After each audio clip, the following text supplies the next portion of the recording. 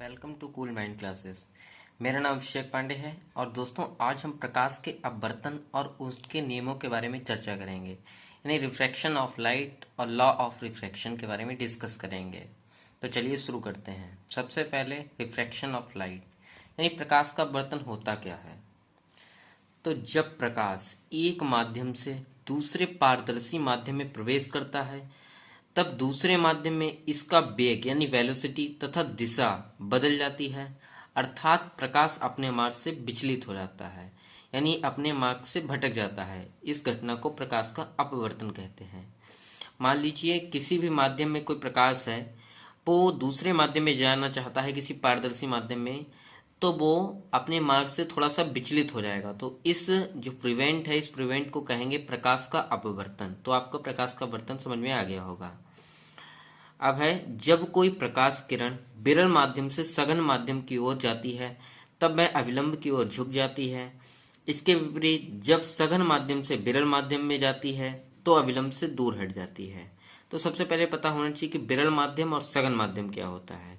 तो विरल माध्यम होता है जिसमें माध्यम के कण बहुत दूर दूर होते हैं, उसको हम विरल माध्यम कहते हैं। क्या कहते हैं? विरल माध्यम, जैसे वायु। और सघन माध्यम जिसमें जो माध्यम के कण हैं वो बहुत दूर पास पास होते हैं, उनको कहते हैं सघन माध्यम, जैसे कांच। ये हो गया सघन माध्यम। तो जैसे कोई किरण विरल माध्यम से सघन माध्यम की ओर जाएगी तो जो वो किरण है वो अविलंब की ओर झुक जाएगी थोड़ी सी, और इसके विपरीत जब सघन माध्यम से विरल माध्यम की ओर जाएगी तो अविलंब से थोड़ी दूर हट जाएगी। अब इस चीज को हम चित्र के द्वारा समझते हैं। तो चित्र में आप देखिए, ये एक आपतित किरण है, ये अविलंब है। आपतित किरण जैसे ही गिरी अविलंब पे तो इसको जाना चाहिए था इस तरह से सीधा, बिल्कुल आप देख सकते हैं डेड डैश में बना हुआ है। ये जाना चाहिए था सीधा, लेकिन ये थोड़ी सी झुक गई क्योंकि ये विरल माध्यम है और ये सघन माध्यम है। इस किरण को बोलते हैं अपवर्तित किरण। आपतन कोण, ये आपतित किरण और अविलंब के बीच जो कोण बनता है, आपतित किरण और अविलंब के बीच ये कोण बनता है आपतन कोण। और अपवर्तित किरण और अविलंब के बीच ये कोण बनता है अपवर्तन कोण। ये भी आपको याद रखना है। यह है सघन माध्यम, यह है विरल माध्यम। इसके विपरीत जब किरण सघन माध्यम से विरल माध्यम में प्रवेश करती है तो अविलंब से थोड़ा दूर हट जाती है। तो देखिए, यह है आपतित किरण, ये अविलंब पे जैसे ही गिरी, ये इसको ऐसे आना था। ये देखिए सीधी लाइन आप देख पा रहे होंगे, इसको इस तरह से आना था, लेकिन ये जैसे ही विरल माध्यम में प्रवेश करती है ये अविलंब से दूर हट जाती है। ये है अविलंब। यहाँ पर भी ये आपतन कोण है और ये अपवर्तन कोण है। तो आपने चित्र की सहायता से भी इसको समझ लिया।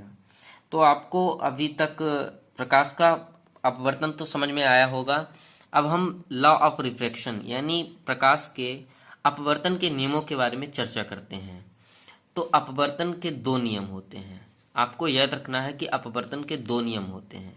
पहला नियम देखते हैं, फर्स्ट लॉ। पहला नियम है, आपतित किरण आपतन बिंदु पर अविलंब तथा अपवर्तित किरण तीनों एक ही तल में होते हैं। देखिए, आपतित किरण जो किरण गिरती है और आपतन बिंदु पर अविलंब, जो आपतन बिंदु होता है और इस पर जो अविलंब होता है उसकी बात हो रही है, तथा अपवर्तित किरण जो किरण नीचे जाती है अपवर्तित होकर, तीनों एक ही तल में होते हैं। इसको आप सिंपल वे में समझिए। देखिए, मान लीजिए जैसे एक ये तल है, कोई सा कांच कोई पृष्ठ मान लीजिए, इस पर एक ये देखिए हमारा आपतन बिंदु हो गया, ये आपतन बिंदु हो गया। अब इस पर मान लीजिए कोई आपतित किरण गिरी आके, जैसे ये मान लीजिए कोई आपतित किरण यहाँ पे गिरी आके, और ये देखिए अविलंब है बिल्कुल सीधा, ये है अविलंब। आप देख लीजिए ये है अविलंब, ठीक है। अब ये किरण मान लो अपवर्तित होकर थोड़ी सी नीचे गई, मान लो यहाँ पे चली गई नीचे, तो देखिए ये तीनों के जो तल हैं, जो तीनों के तल हैं वो एक ही बिंदु पर हैं। तो ये है फर्स्ट लॉ। ये आपको याद रखना है कि आपतित किरण आपतन बिंदु पर अविलंब तथा अपवर्तित किरण तीनों एक ही तल में होते हैं। अब सेकंड लॉ देखते हैं, दूसरा नियम।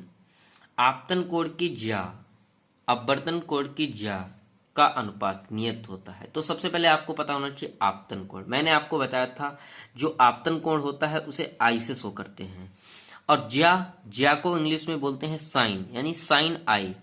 अपवर्तन कोण को आर से प्रदर्शित करते हैं, आर से। यानी साइन आर, और इनका जो अनुपात होता है वो कांस्टेंट होता है यानी नियत होता है। तो देखिए साइन आई वटा sine r is equal to constant. तो ये है दूसरा नियम। इस नियम को स्नेल का नियम भी कहते हैं, ये भी आपको याद रखना है। आपसे पूछा जाएगा स्नेल का नियम किसे कहते हैं, तो आपको अपवर्तन का दूसरा नियम लिखना है। तो ये था प्रकाश का अपवर्तन और प्रकाश के अपवर्तन के नियम। आपको ये वीडियो कैसी लगी हमें कमेंट बॉक्स में बताइए और इस वीडियो को लाइक कीजिए। और इस चैनल को अभी तक आपने अगर सब्सक्राइब नहीं किया तो प्लीज़ सब्सक्राइब कर लीजिए। Thanks for watching.